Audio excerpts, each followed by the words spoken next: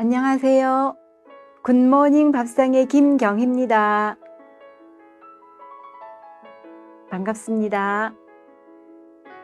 오늘은 겨울철 건강관리가 1년을 좌우한다라는 주제로 말씀드리겠습니다. 첫 번째는 감기, 폐렴, 천식 등 호흡기 질환에 주의해야 합니다. 노인은 병원체에 대한 기관지 저항력이 떨어집니다. 특히 건조하고 오염된 공기에 노출되거나 실내의 온도차가 심한 데 놓이게 되면 가래를 밀어 올려 배출하는 기관지 섬모의 기능이 떨어져서 감기나 폐렴 등 호흡기 질환에 걸릴 확률이 높아집니다. 특히 담배를 피우는 노인의 경우에는 더 심할 수 있습니다.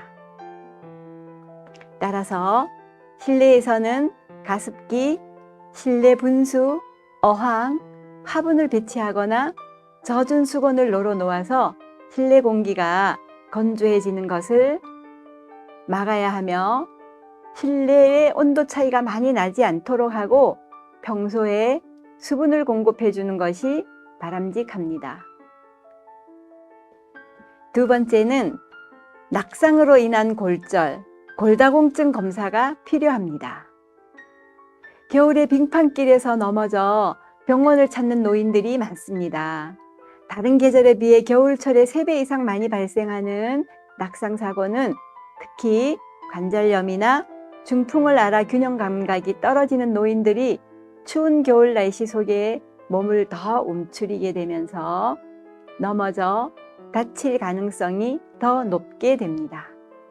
젊은 사람들은 대부분 타박상이나 인대가 늘어나는 정도의 가벼운 상처를 입지만 골다공증으로 뼈가 약해진 노인은 가볍게 넘어져도 손목 골절이나 고관절 골절까지 발생할 수 있습니다.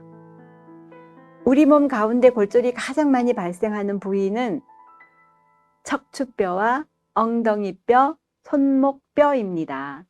골절은 무엇보다 예방이 중요합니다. 장년의 여성과 노인층에서는 골다공증이 골절의 주된 원인이 되는 만큼 평소에 골다공증 검사를 받고 치료를 받아야 합니다. 세 번째는 찬바람에 노출되는 것은 심장병과 뇌졸중 위험 증가로 이어집니다. 추위가 계속되는 시기에 가장 주의해야 할 질병 중 하나가 심장병입니다. 날씨 변화에 적응력이 떨어지는 노인들이 갑자기 차가운 바람에 노출되면 협심증이나 고혈압 등 심혈관 질환과 같은 기존의 질환을 급속히 악화시킬 가능성이 높습니다.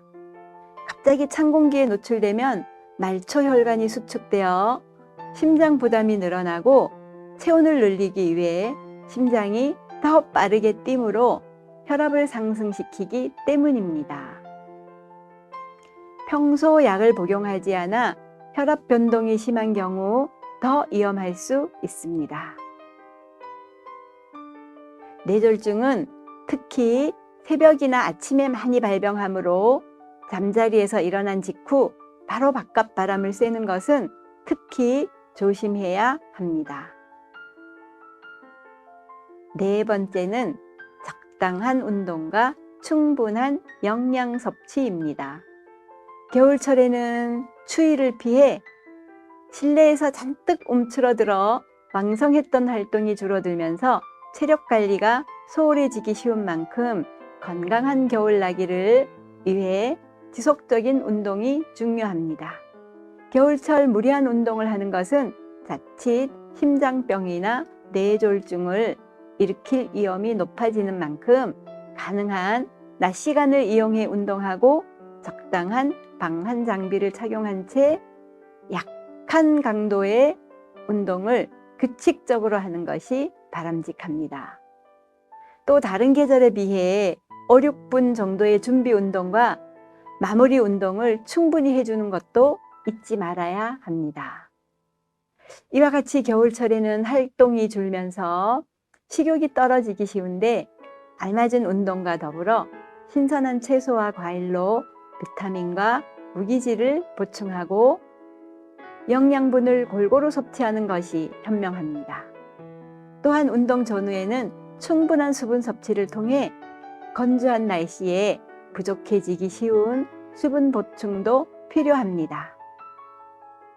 지금까지 추운 날씨에 감기, 폐렴, 천식 등 호흡기 질환 주의법과 낙상으로 인한 골절 주의하기, 찬바람 노출에 의한 심장병과 뇌졸중 위험 증가, 적당한 운동과 충분한 영양 섭취에 대하여 말씀드렸습니다. 잘 실천하셔서 건강하고 행복하시기 바랍니다. 지금까지 굿모닝 밥상의 김경희였습니다. 감사합니다. 안녕히 계세요.